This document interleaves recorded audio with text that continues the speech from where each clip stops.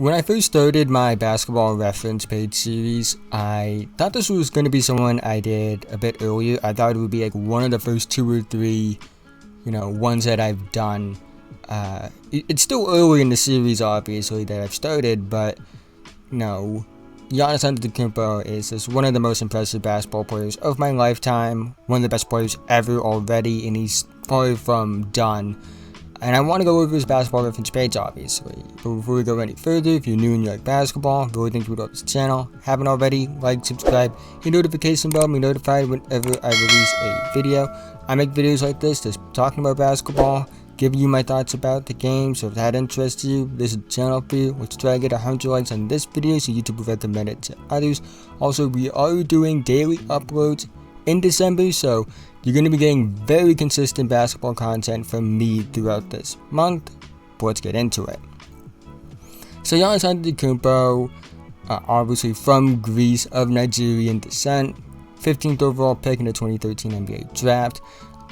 For someone that has developed into easily a top 30 guy by now, just based off, even though, again, only 5-time All-Star, but like 2-time MVP, Defensive Player of the Year, NBA champion, one of the most dominant finals performances basketball has ever seen, one of the most dominant players basketball has ever seen. I think that top 30 is very safe to say at this point, even if, again, it is early. He's only 26. Actually turns 27 the day after this recording, so happy early birthday. But, for career, 21 points, 9 rebounds, almost 5 assists, 53, 29, 71 shooting splits. Incredible player. And if you're wondering though why he fell to 15th overall, it was just because nobody really knew who he was. Given his physical traits, had he played in the States and grown up playing and developing under, American basketball, grassroots, whatever, he probably goes a lot higher than 15th overall. I think that he may have been the #1 pick had he developed under certain American rules. I don't know if he'd be as good of a player though, just because there are factors from when he was in Greece, from coaching to mentors to motivation that could play a factor into this. But I do think, again, he goes a lot higher had he developed in America. Just based off the physical tools and just maybe having a bit more refined skills, but I don't know if he'll be the exact same player if he did grow up in America. But that's besides the point. You look at his career, obviously, for a guy that entered the league as like a project player and somebody that like no one really knew about, like it was kind of viewed as a reach at the time. 7 points, 4 rebounds, 2 assists, and about 25 minutes a night. That's pretty solid, I would say. For, again, someone that was viewed as a project. You go to his rookie year, and he barely plays his NBA debut, only scores 1 point. And then, he slowly just starts to get minutes, and as the minutes go up, there are nights he's a good scorer, there's nights he barely scores at all. Doesn't really score a lot in his rookie year, to say the least. Like, has a 41-minute game where he takes 3 shots, gets to the line 7 free throw attempts, not gets to the line 7 times. We got to the line 7 times, that's like 14 plus free throw attempts. But, this is a very solid rookie year overall for, again, a guy that was not picked in the lottery in a draft class that was overall viewed as weak. People were gassing up that 2014 draft class that did. I forgot to check his season high. His season high was 16 points. So that goes to show you like where we are with him. And then he takes a small jump year 2. Averages 13 points, 7 rebounds, 3 assists. Field goal percentage goes up. One thing I will say is he was on. I felt like, based off like, cause I've gone back and watched some of his rookie year stuff. I think as a rookie, he kind of projected to be a better 3-point shooter than he's become. And the reason why you notice, like, the numbers step, he doesn't take a lot of 3-pointers in year 2. And the numbers, like, aren't as good as they were in his rookie year. Even though, again, low volume attempts, but still relatively good. The reason why it went down is because he's had a massive growth spurt. Like, he entered the league at around 6'9", like probably like 190 pounds. and then he just grew. Like, obviously by now, I think he's a legit 7 feet tall. I think he's taller than 6'11". I think like legit 7 feet, like 240, 250 pounds of like legit muscle, long arms. And because of these growth spurts that he had since entering the league, it kind of had to change his form. And when that happens, like, he started taking less threes. And also the fact of being like, he really just started becoming this dominant paint scorer that was just so hard to stop. And obviously he's developed now into, in my opinion, one of the most dominant players basketball's ever seen. So, like, you look at that and it kind of explains why, like, the 3-point shooting went down. But I do think, like, going back and watching his rookie stuff, he did project to be a better 3-point shooter. If he stayed, like, around the same height and, like, maybe gained some muscle, but nothing that was out of the ordinary like it had been, I do think he's a much better 3-point shooter, just because of the way it looked like it was going. But then you start to notice, obviously, like, the free throw numbers go up. Year 2, again, really good.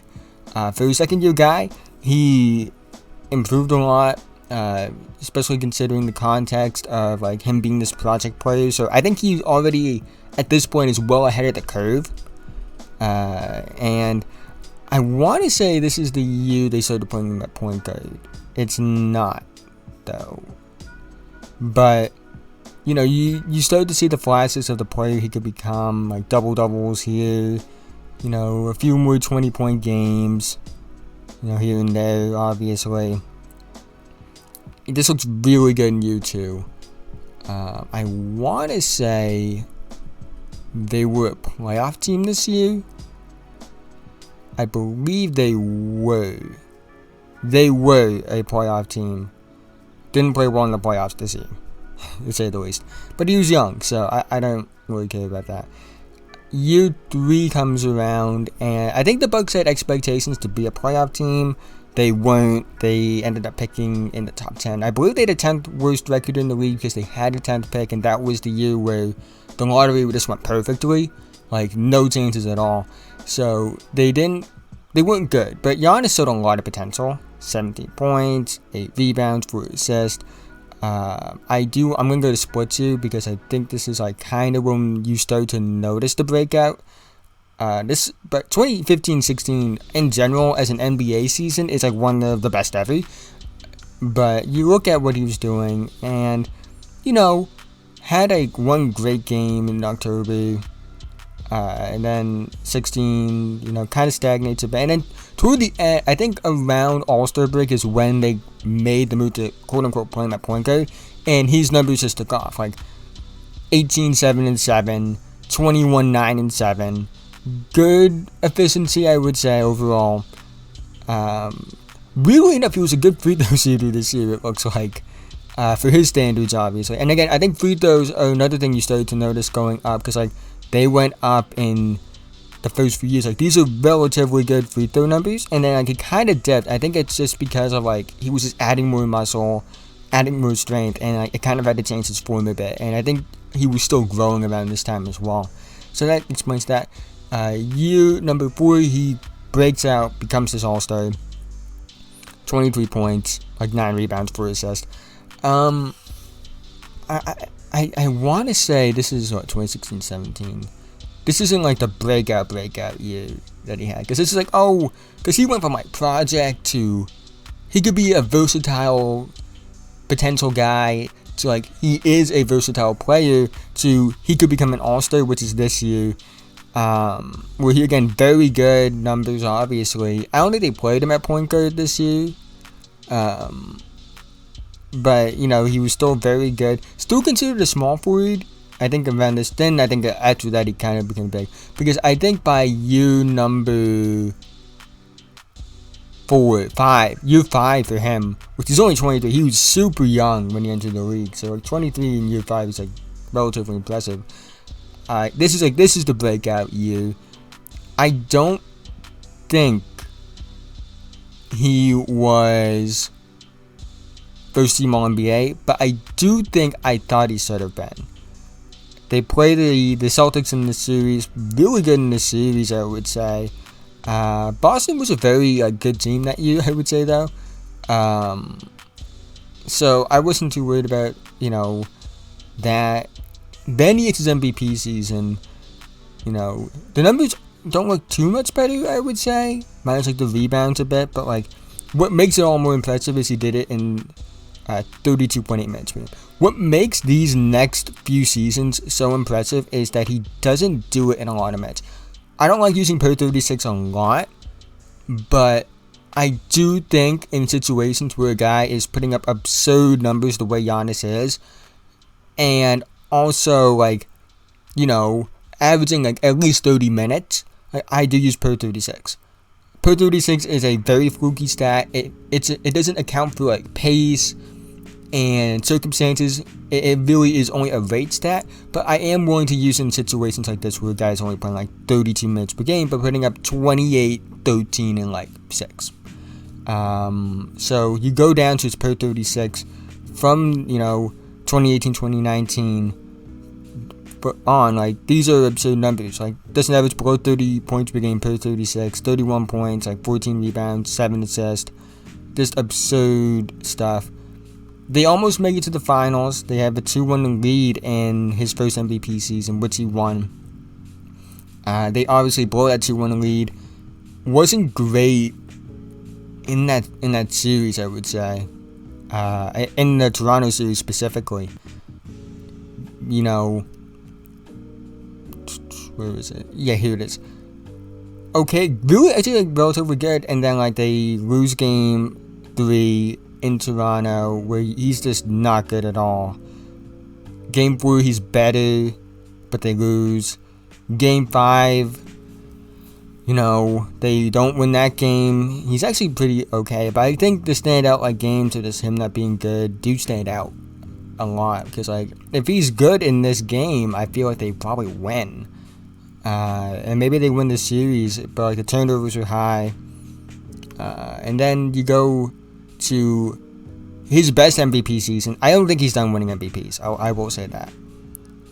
But this is probably his best MVP season. Probably the best season of his career so far. I do think this season does have a chance once because the Bucks are on a roll right now, so that has a chance to be like maybe his best. But it's early to even say anything like this. But no. Almost 30 points, 14 rebounds, and 6 assists in 30 minutes a night is unreal, to say the least. That's absurd production. This would be absurd production if he played like close to 40 minutes a night, let alone 30 minutes a night. It's absurd. Again, the per 36 for this one is insane. 35 points, 16 rebounds, 7 assists. One of the better regular seasons ever. I don't think it gets talked about like that because of what happened in the playoffs. Obviously, the situation around that whole 2020 season as well. But it is probably the best season of his career. Around this time, I do want to start looking at is, you know, like his career highs, because like there are games, because this is around the time like his free throw numbers were done. There are games he could have more points if he does his free throws. He had 50 points against Utah in a win. Could have probably had 56 if he hit his free throws. Could have had another 50-point game if he hit his free throws. Maybe, I think he might have been, he could have gotten close to 40. Actually, probably close to 50, yeah. If he hit his free throws here. You go to, I want to check like, his free throw attempts. But he could, I think his numbers could look, I think the point is like, it's kind of like Shaquille O'Neal where like, the numbers just could look better if they hit free throws more. Because again, mind you, his free throws just saw a regression. Like a complete regression. Because he was like around like 70s, high 70s, the high to mid 70s I would say early on. And then the free throw numbers just haven't been good since. Again, I don't think it really, it's, again, like Shaquille O'Neal, they don't really matter because they're just a dominant player. But it is something to note, like, they could be even better if they did hit the free throws at a better rate. And the numbers are already insane, obviously. This is probably his best overall season so far, because they won the title. He probably finishes higher in MVP voting if he plays the full season. I thought there were moments where he looked like he could be the MVP, but, you know, that's not how things turned out. I believe he has another 50-point game this season. He's a 49-point game, where he could have had more if he had his free throws. So, there's that. And then obviously I do want to look at the playoffs for this season, because this is the season he wins his NBA title. It starts against Miami. Miami obviously being the team that they lost to in the second round last year. I didn't talk about it, but like he was on pace for like a very good game in game 4. And then obviously he gets hurt. He got hurt in this game. But 19 points in 11 minutes is insane. They come back next year, they destroy Miami. They win by 2 in game 1. Giannis wasn't actually great in this series, but they did sweep him, so it didn't really end up mattering because like they just destroyed that Miami team. He didn't really have to do much. 20 points, 12 rebounds, and 15 assists is very good. They face off against Brooklyn in round 2. They lose the first 2 games like in convincing fashion. He's awesome in this game, not as good in this game. They got blown out by almost 40 in this game. They go down 0-2. I think many thought, and at least for me I should say, I'm not going to speak for everyone, I thought Brooklyn was going to sweep. And I thought it made sense. Brooklyn was just a better team. Game 3 happens, they win by 3. Game 4, they win. They lose game 5 in Brooklyn, which means they go down 3-2. Go down to 3, I should say. He's awesome in this game. This is one of the most fun duels for me between 2 all-time great players. Giannis had 40 points, 13 rebounds, 5 assists. He was incredible. Kevin Durant had 48 points. He was also incredible in this series. Went to overtime. Kevin Durant's foot was on the line in this series, and if his foot wasn't, Brooklyn probably wins that series. But it was just an awesome way to end one of the more entertaining series of the playoffs that year. And then they make quick work of Atlanta. Despite that series going to 6 games, they did. Giannis was hurt in this series as well. Atlanta put up a better fight than I thought they would. But that, at the end of the day, Atlanta still lost. They go to the finals. Isn't great in game 1. He isn't, obviously. Incredible in game 2. He became the second player ever to score 20 plus points in the quarter since Michael Jordan. I believe he did it in game 3 as well. They lose these first 2 games. What impressed me the most was, obviously he was a -7 in this game. But the fact that in the first 2 losses where they lost by double digits, he was a positive in those games was impressive. They obviously blow him out in game 3. They win the next 2 straight. Has that iconic and 1 dunk to end that game. And then they win 50 points, 14 rebounds. Didn't miss a lot. Was hitting his free throws in a great rate. And the thing I enjoyed about this game the most for me was the fact that I watched this game and you could just tell he wanted to win. He was going to end this series tonight. And it's one of the greatest performances in NBA history, in my opinion, especially for the finals. It's one of the best games I've ever seen. And I just remember texting a friend, I'm witnessing NBA history when watching this. This is one of the greatest things ever. And what really for me, though, in general with Giannis, because this season he's really good. He's just messing around this season. It feels like he's trying stuff. He's trying to take off dribble shots. And, the Bucks, they started off poorly, but they're starting to win again. They're moving their way back up towards the top of the conference. They're on a 7-game win streak. At the time of me recording this is a pre-recorded video, obviously. I should mention that a lot of these videos are going to be pre-recorded. But, he was just excellent. These numbers are bound to change, obviously. But he was just fun in this series. This year, he's trying a bunch of stuff. The fact that he's more comfortable taking shots, even, it's scary. To think that he's not even 27 yet. He will be tomorrow, but, the fact that we're only getting started, and he's already accomplished everything you want in a career. He has the All-Star teams, has the All-NBA teams, has all defensive teams, has an All-Star Game MVP, has the title, has the MVPs, most improved player. Like, the fact that he could retire right now and be a first ballot Hall of Famer at 26 years old. Like, he's just entering his prime and he already would be a first ballot Hall of Famer. That doesn't happen a lot. The only other names that come to mind this early on would be first ballot Hall of Famers at this age are like Kevin Durant, LeBron James. Like, those are the only two that come to mind off the top of my head. From my lifetime, that you could probably say that, like what I just said about Giannis being able to retire and be a Hall of Famer. But he's incredible. And I didn't mean to zoom in, my bad. Yeah, that's all I really had to say.